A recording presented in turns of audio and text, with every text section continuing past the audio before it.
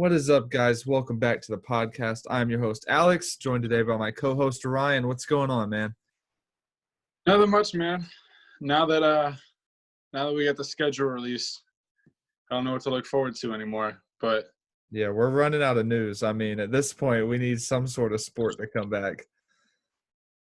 you're telling me, man, it's getting dry. Now that the draft and the schedule's out, we have Most nothing to free agents grasp and have been draw us. signed. Yeah, it's getting rough. Um, but we had a tiny bit of news since I guess the last time we talked. Nothing insane. If you want to jump into that, you can. Yeah, a few days ago, the New Orleans Saints released three-time Pro Bowler right guard Larry Warford. I think he's only like 28, 29, very young. Well, not very young. He's pretty young. Still got a lot of good years left of football in him. And he instantly becomes one of like the top offensive lineman free agents because this was really like not a very good OL free agency. So, or free agent class, I should say. So I figure he's going to get paid and he's going to get paid quickly. I honestly find it hard to believe that he's still a free agent like as we speak. Yeah, I just looked him up. He's going to be 29 at the beginning of the season because his birthday's in June. But the fact that he hasn't been signed yet is crazy to me, honestly. What was his contract? Like, why did they cut him? Was his contract something insane or something?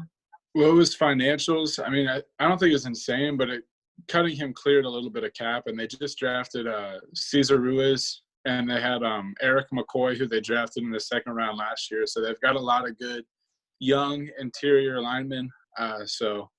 Yeah, I think they're just trying to get them on the field, and I just that looked him was a up. crazy move for me. They saved $7.5 million by cutting him, which I mean, I guess is kind of a lot. And they have his replacement already, so it kind of makes sense. But I'm shocked he made it through the weekend without anybody picking him up. Yeah, Andrews Pete is also he's the left guard, right? Yes. And they just re-signed him. See, I would have rather let Andrews Pete walk and keep Warford and then throw Ruiz on the left side than, keep Pete and then cut Warford. And, Well, you here's know, the thing. Pete's 26. true. So that's probably why they kept him. He's a lot younger. His birthday's in November, so he won't even be 27 till the middle of the year. Yeah. And his contract, it would be smarter for them to cut him in like 2 years because he's getting $33 million guaranteed. Well, they just re-signed him. So what I'm saying is like, I would have rather just like let him walk altogether. Oh, okay. Than like, yeah. Then keep him. Yeah. Well, now that Warford's a free agent, I mean, off the top of your mind, do you have any people that you think like need to be in that Larry Warford sweepstakes? I mean, the Panthers, honestly, just because they let Trey Turner walk, or they Yeah. traded Trey Turner, but I don't think they have the money to sign him. Other than that, maybe Cleveland or the Jets, somebody like that. Yeah. Miami. Those are the two teams that I was really thinking of that I know have the money to bring him in. Specifically the Jets. I know that we were talking with a group of guys last night in that unfiltered group chat that the Jets have done an amazing job bringing in a bunch of new offensive linemen. Yeah. But in my opinion, those are all middle tier guys. You need that, other than Mekhi Becton, I think Mekhi Becton is a stud. But they need like that anchor, and I think Larry Warford could be that for them. I don't want them to sign him because obviously that's in the division, but I think that would be a really smart signing by them because they have brought in a lot of good guys, but I don't think any of those guys are like standouts. Yeah. Just because of the free agent class that we had this past season. But other than that, I really like the fit with the Browns also. And I doubt they have the money for it, but I'd also like to see the Rams try to get in on this because they had a really rough OL. Do the Rams have any cap room?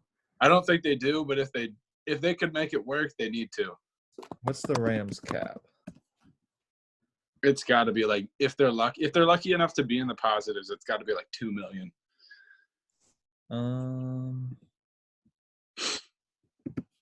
Yeah, I don't even know. I don't think they're positive actually. What? That can't be right. That seems like way more money than they're supposed to have. How much is it? This is $24 million, but there's no way. Is it for next offseason?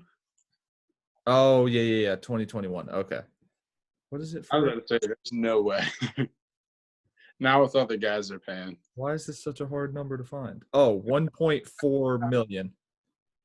Yeah, unless Warford's really feeling generous. Yeah, that's not happening. Basically paying for free or playing for free. Oh, no, less than that. After they sign their rookies, they're going to have Probably like 400,000. 500,000. Oh, yeah, I was close. 419,000 is how much they're supposed to have after they sign all their rookies. They are in such cap trouble. It's ridiculous. Anything else? Mike Glennon got signed. I don't even remember what team he went to. The Jaguars? Yeah. Yeah. Cam Newton still doesn't have a job. At this point, I don't know what it is. I mean, what I think it is that teams are afraid to sign him because he's too good to be a backup, and you don't want to put him in a situation with a young guy where he could potentially win the job. Yeah. So I think it's going to take somebody getting injured for him to be brought in. Yeah, I could see him going unsigned through like the first few weeks in the season. And like you said, I think someone brings him in if someone like, tweaks a shoulder or something like that. Honestly, he might be still coming to Detroit. Maybe replace Matt Stafford. If you keep saying this, and I'm like, it fits perfect. The Detroit, like, that's the right place to go, but who knows if they want to bring him in or not. I think it would need to be a Stafford. I don't think they could bring him in with Stafford, although I don't see why not. But like, I could see why they wouldn't want to. Yeah. But I think it would take him getting injured for them to be like, all right, come on, Cam. But like, oh, that fit would be amazing with Carry-On and DeAndre Swift. Yeah, I think somebody's going to get injured for sure, which sucks for whoever gets injured. Yeah.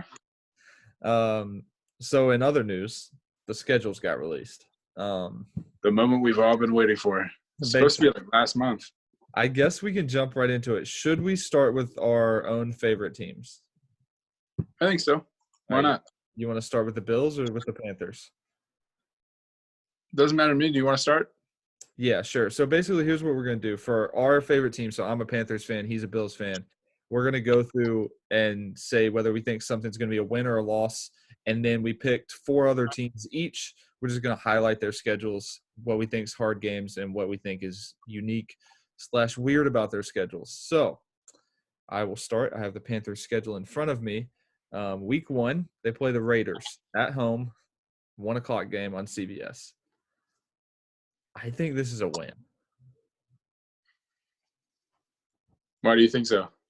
Just because I don't think the Raiders are that good. I think they're going to have a quarterback situation going on. I mean, I think it's going to be a tough game, but I think it's a win. Because, like, who are the Raiders' corners right now? They just drafted that guy Arnett, and they have who do they have? Exactly. So, I mean, we're throwing DJ Moore, Robbie Anderson, and Curtis Samuel out there in a new offense with Christian McCaffrey. I think they can get it done week 1. I think it'll be a little bit closer, but I agree with you. I think you guys get the win. I think that their receivers are going to kind of push your corners a little bit because they have Henry Ruggs now, Tyrell Williams, and they drafted a bunch of other speedsters later on in the draft. So I think it's going to be a track meet, but I think you guys pull it out.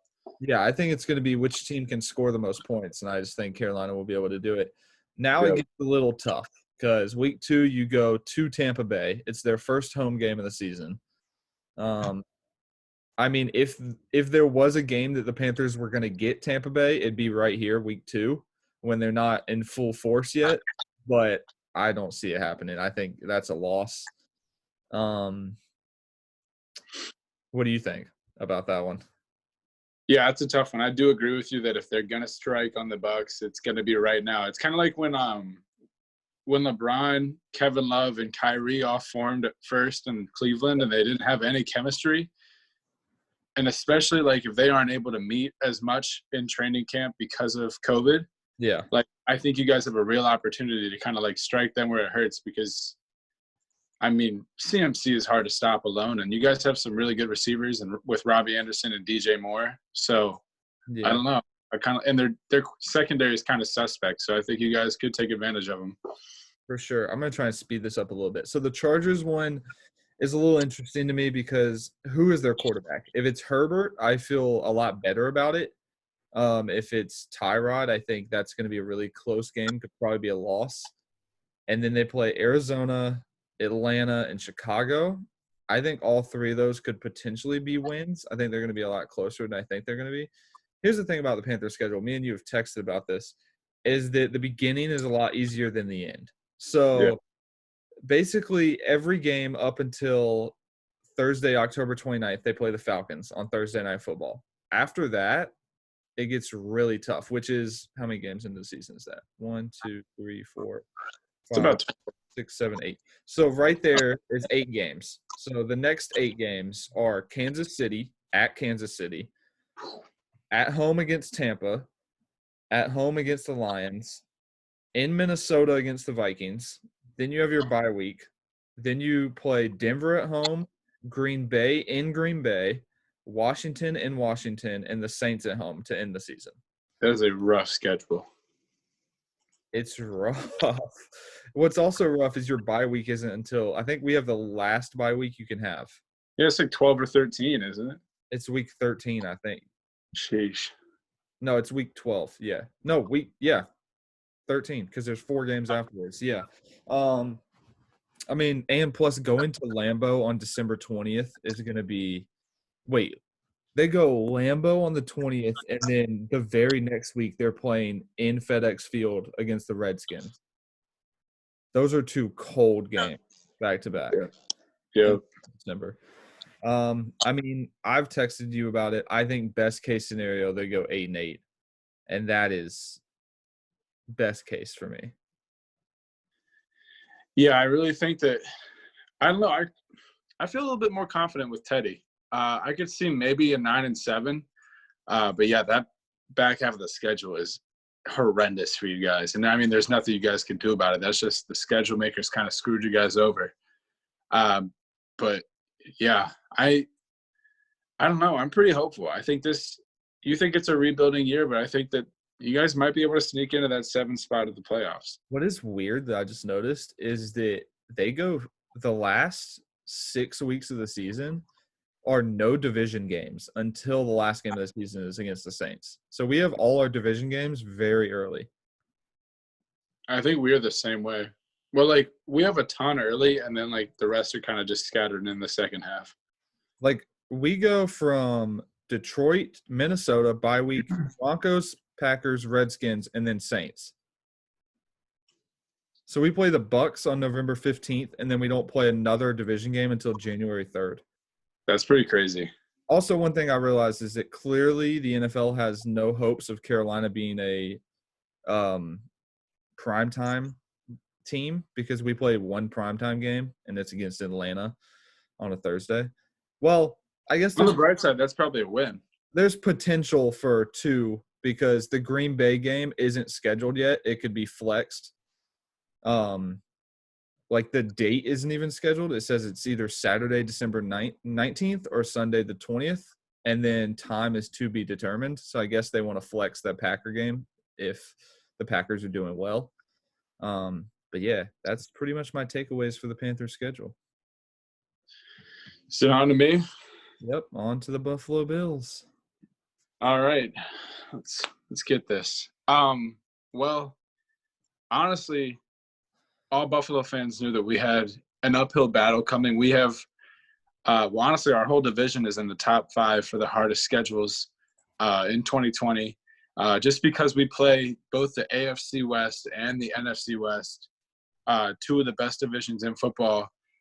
So, I mean, that right there was going to put us up in that rank very easily. But I like the way that the schedule makers helped us out. I mean, I don't know. We don't have a lot of like long road trips, you know. It's kind of like home game, road trip, home game, road trip, you know.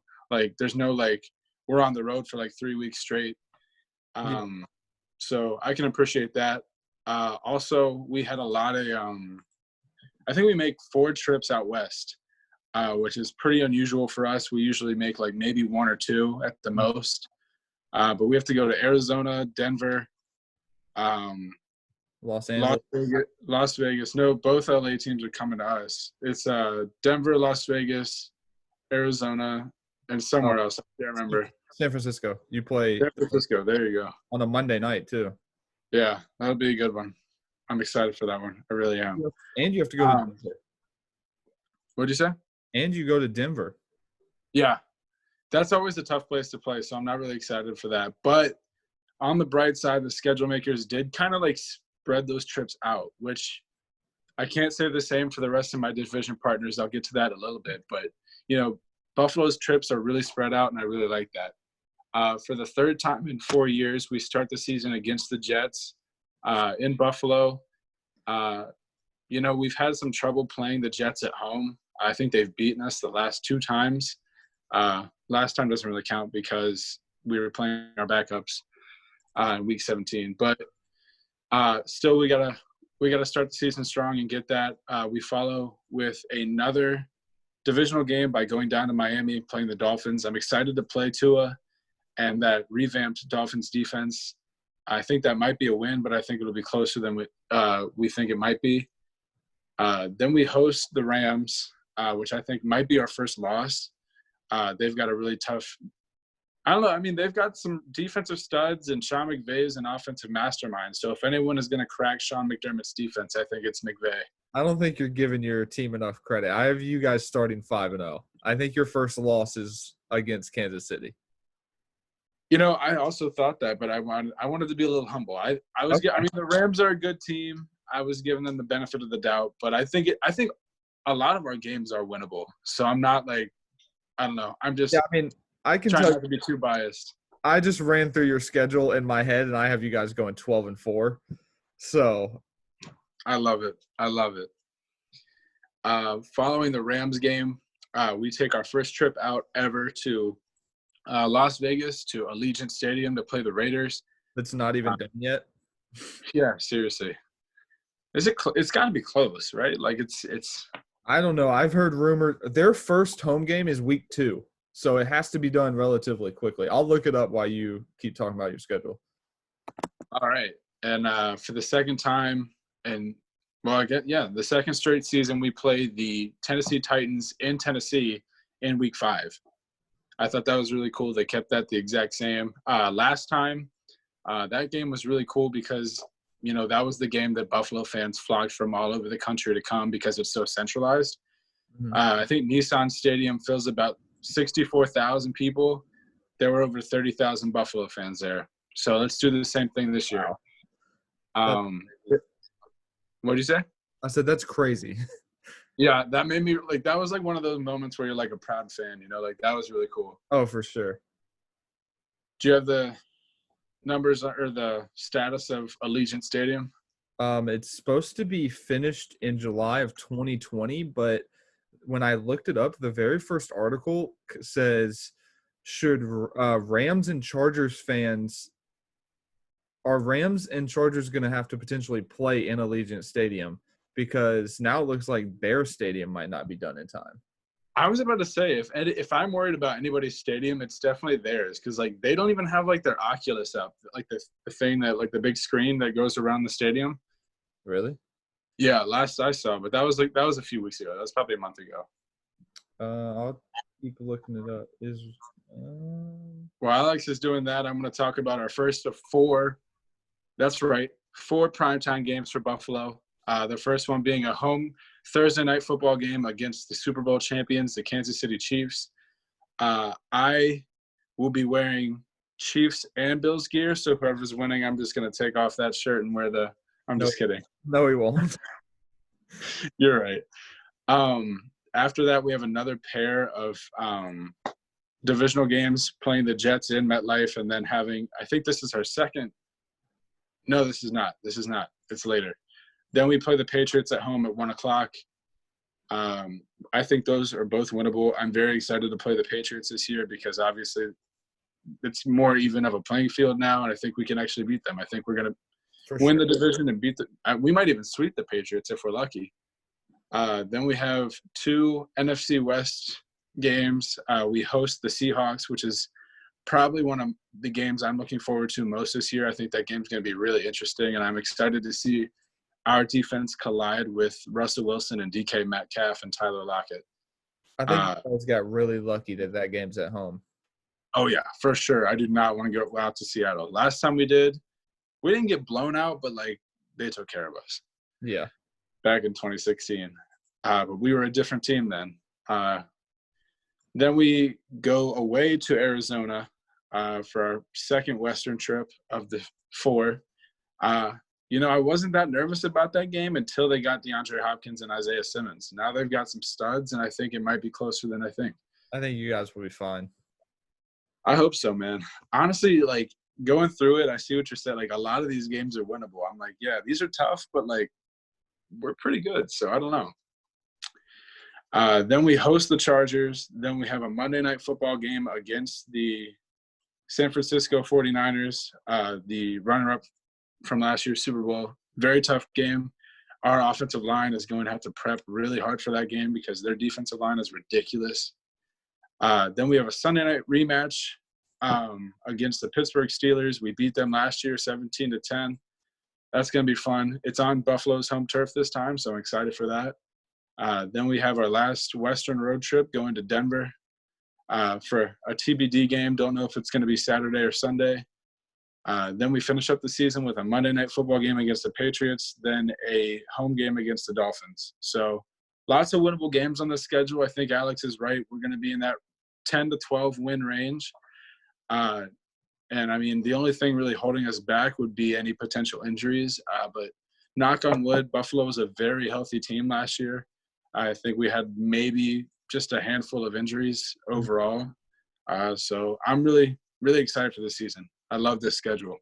So one takeaway I have that I just noticed, you guys play incredible pass rushes 4 weeks in a row. You play the Chargers, 49ers, Steelers, and Broncos Yeah. back to back to back. And you have the potential to play 4 primetime games in a row.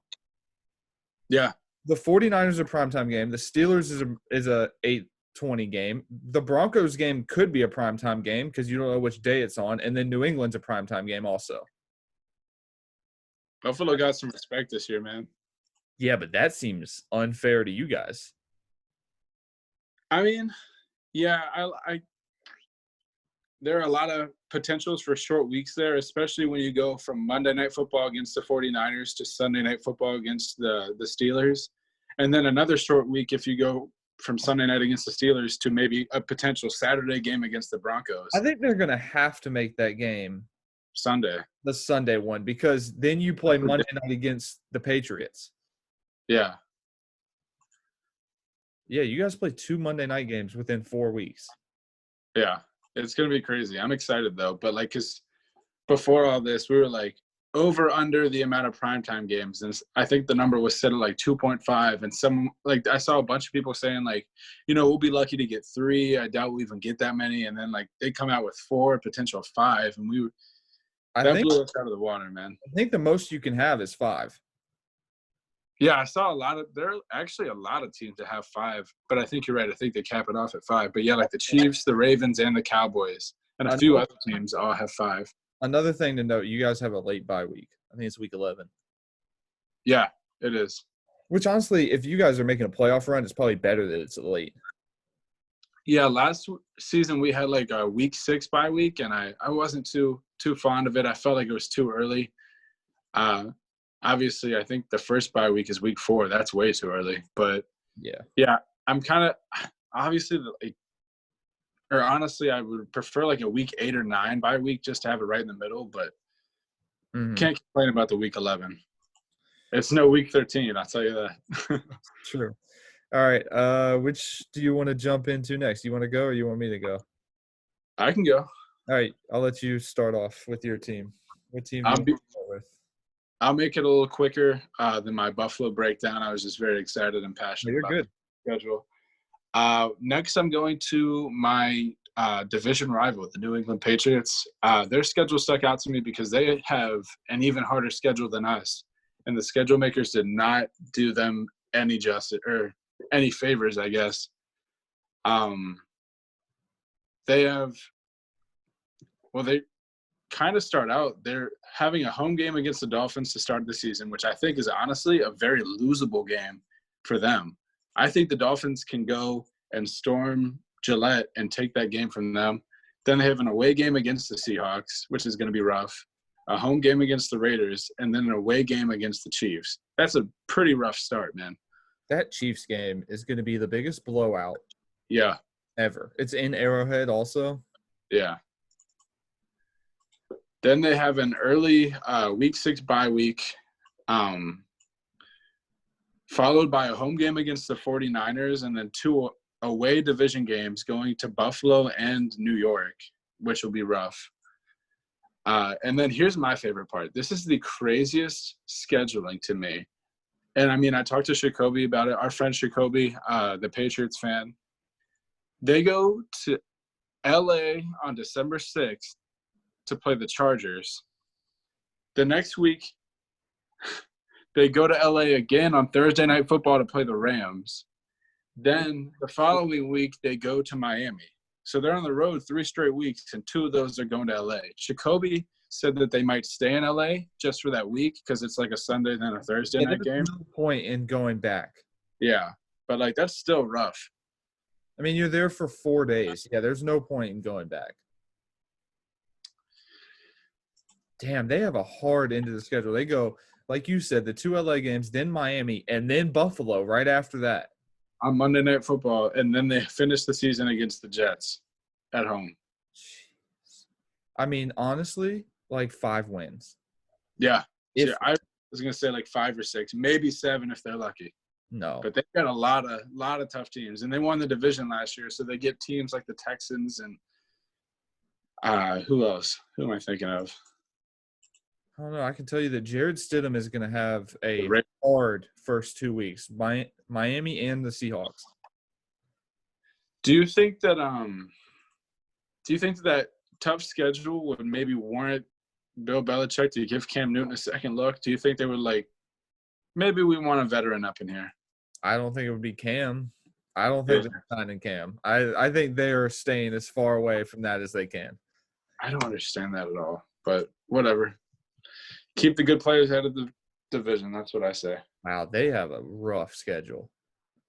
Very rough schedule. I do not envy them at all. I mean, these 4 games after their bye week, 49ers, Bills, Jets, Ravens. If they even, like, sniff playoffs, which I already think is a pipe dream, that would kill it right there. I think those last 4 games are ridiculous. They would have to be 3-2 going into their bye week, week 6, which I don't see it happening because I think they lose to the Dolphins, they lose to the Seahawks, they maybe beat the Raiders, so they're 1-2 at that point, and then Chiefs and Broncos. I see best case 2-3. That's going into the bye week, and then they could lose in a row right there, and be 2-6. Yeah, that's a rough schedule for them. I guess I will pick a team next, and I'm going to go with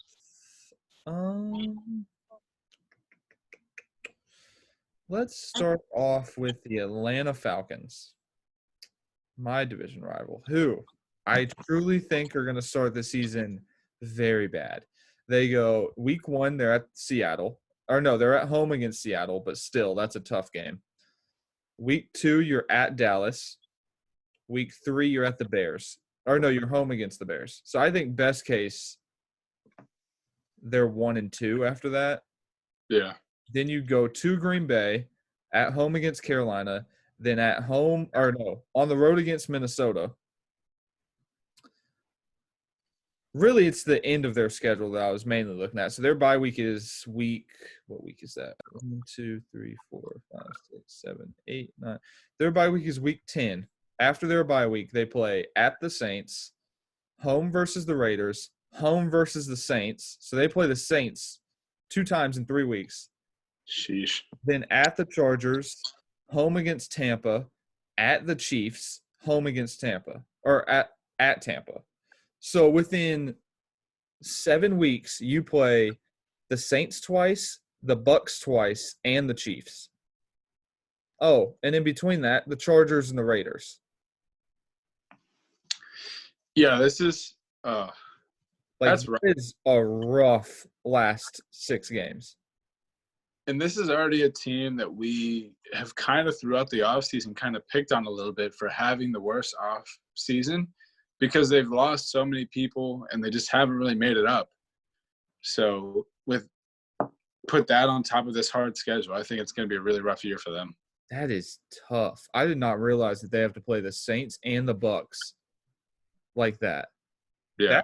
This Bucks Chiefs Bucks sandwich that they're going to right here is miserable. And Tom Brady, Pat Mahomes, and then Tom Brady again. I really don't know if they win a game after their bye week. Wait, when's their bye week? Week 10, and then it's at the Saints. Yeah. I see. Yeah. That's No way. I mean, maybe the Raiders. I think the Raiders might be their only hope. I think you're not giving the Raiders enough respect, man. I think they're going to be a pretty good team this year. I understand that they're going to be good, Ryan, but look at out of those 7 teams or 7 games, don't you think the Raiders are the most winnable? Oh, yeah. I mean, easily the most winnable, but I think that it's still going to be a really tough game. True. I just think Atlanta has a really good chance to be like the Cincinnati Bengals were this year, where people thought, oh, they might be okay, and then they end up losing a ton of games. Tank for Lawrence. They have a quarterback. They don't need to tank for him. I don't know. I'm not a big Matt Ryan fan, but Me neither. oh All right. well. What team do you want to do next? Next for me is the Cleveland Browns, just because I feel like they have a lot to prove. The past really it was just mainly last season. Once they got OBJ, everyone was kind of on the Browns bandwagon. Everyone's ready for them to make something happen. Yep. And they've gotten an even better roster this year. Now they've got Kareem Hunt back with Nick Chubb. They just brought Austin Hooper in with David Njoku. They just re-signed Rashard Higgins, so they have their third receiver back with OBJ and Jarvis Landry. Their defense is still a little spotty for me, for my taste. But, I mean, looking at their schedule, they've got a pretty decent one. They start the season at Baltimore, which is pretty rough. But after that, they have the Bengals, the Redskins, and then they go to the Cowboys. I could see them escaping that, maybe if they're lucky, 3-1, or maybe even 2-2. Yeah. Then they have another. Well, I don't know. How do you feel about this? Then they host the Colts. Then they go play the Steelers. Then they go play the Bengals in Cincinnati, and then they host the Raiders. How do you feel about that?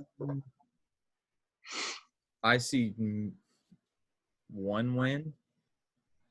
Maybe. Yeah. I can see that. Maybe the Bengals and the Raiders might get a W out of there, but I think that Steelers and Colts game, those are pretty much out. Philip Rivers is playing. Yeah. Luckily, I mean, they have – well, actually, no. After they have a Week 9 bye, and after that, it's completely unforgiving. They go – okay, so they host the Texans.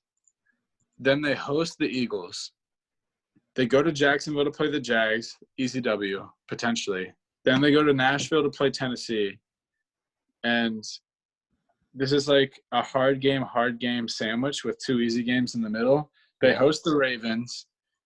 Then they're playing back-to-back weeks at MetLife, playing the Giants and the Jets. And then they finish the season with the Steelers at home. Luckily, both those divisional games are at home. But, that'll be those are still L's for me against the Steelers and the Ravens. Yeah. I see this – I mean, even with this roster, I see this team still struggling to get to 8 wins. For sure, especially when it's the first year with the new coach. I mean, he's getting the groove.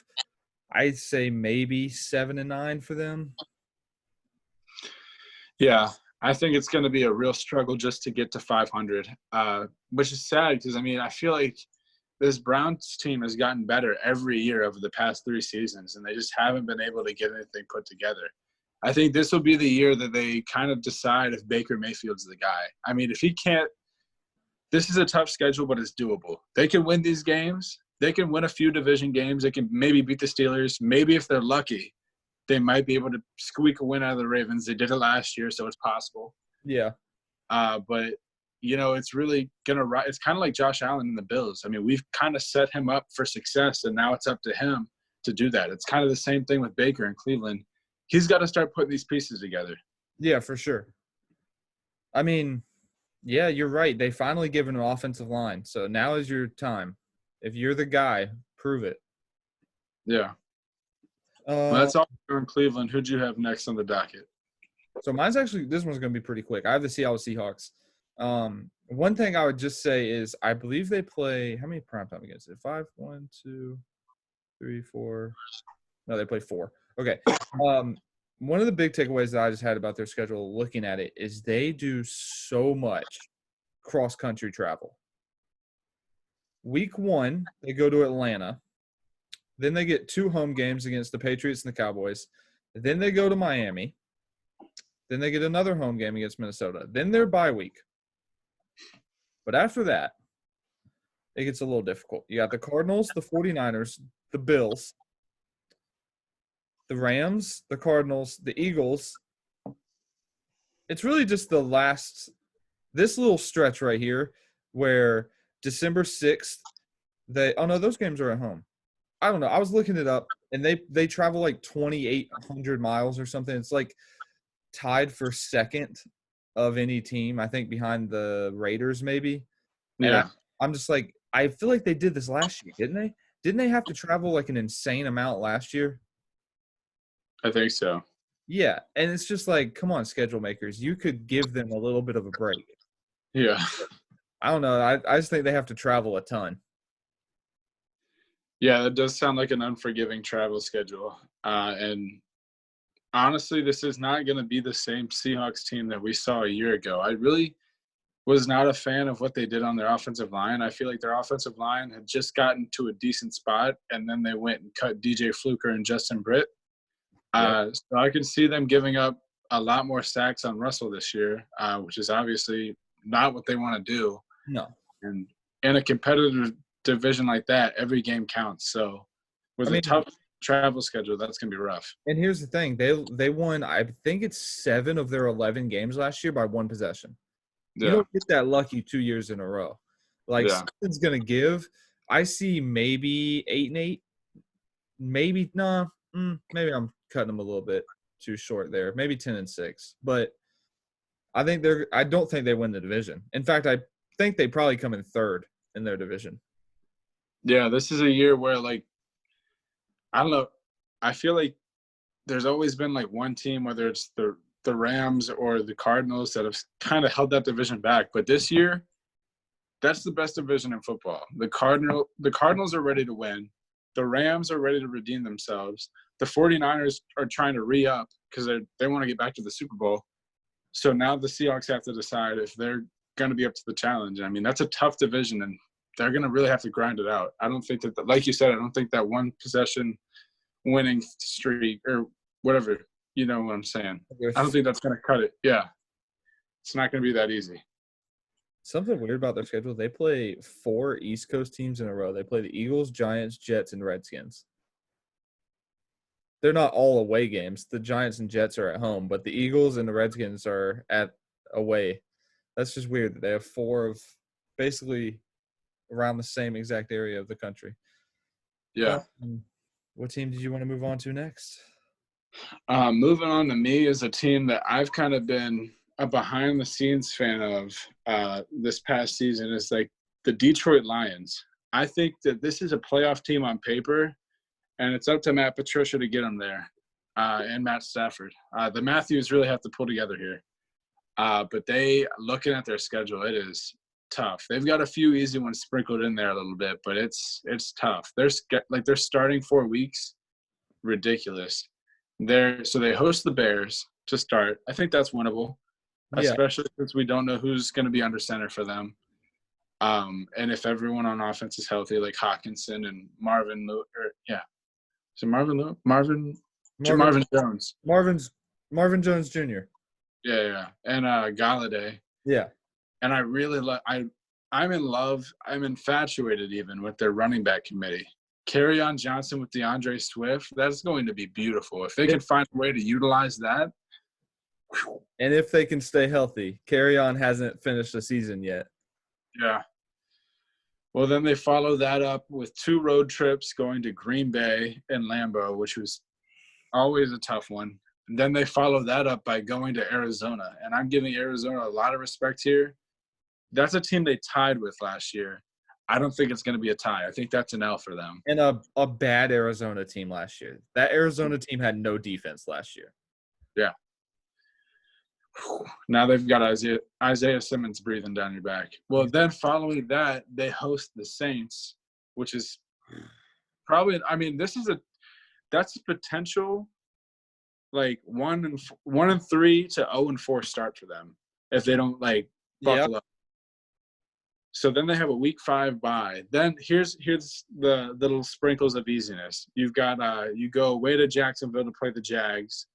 Then you go away to Atlanta to play the Falcons. I mean, those are winnable games. Those are both winnable. Yeah, they should win both of those. I just realized they have a lot of like. Hold on, wait. Yeah, in the first 7 weeks, if you take out their bye, they're traveling. Okay, so basically the first 6 games, 4 of them are away games. That's rough. And the home games are against the Bears and the Saints. Yeah, they do. That's very rough. I remember that was kind of Buffalo's story in 2018.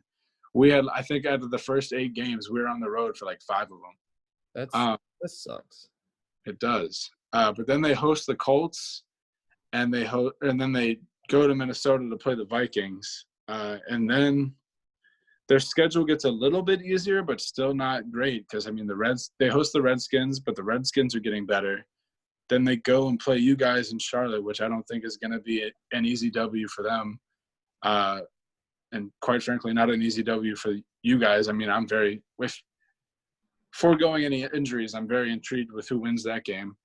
Then they host the Texans, and then they go to Chicago. Oh, they've got Chicago and Green Bay back-to-back again, which is how they started their season. Then they finished the season playing the Titans, Bucks, and Vikings. This is a rough – Yeah, Ryan. This might not be the year after all. I hate to break it to you, they're not making the playoffs. Yeah, no way. I mean, it sucks because they have such a good roster. It pains me to see them at the end of a roster. They're going to be picking in the top 10 again. Yeah. That is just a ridiculous. I feel like everyone we're looking. I have not seen like an easy schedule. What does an easy schedule look like in the NFL? Oh, I have one. It's coming up. Really? I changed one of my teams. I switched one of mine to the Bengals, but no, the team I'm picking next is their schedule. The end of it is very nice. All right, give it to me. Okay, it's the Tampa Bay Buccaneers. Have you looked at the end of their schedule? I've not, but I'm not surprised that Tom Brady.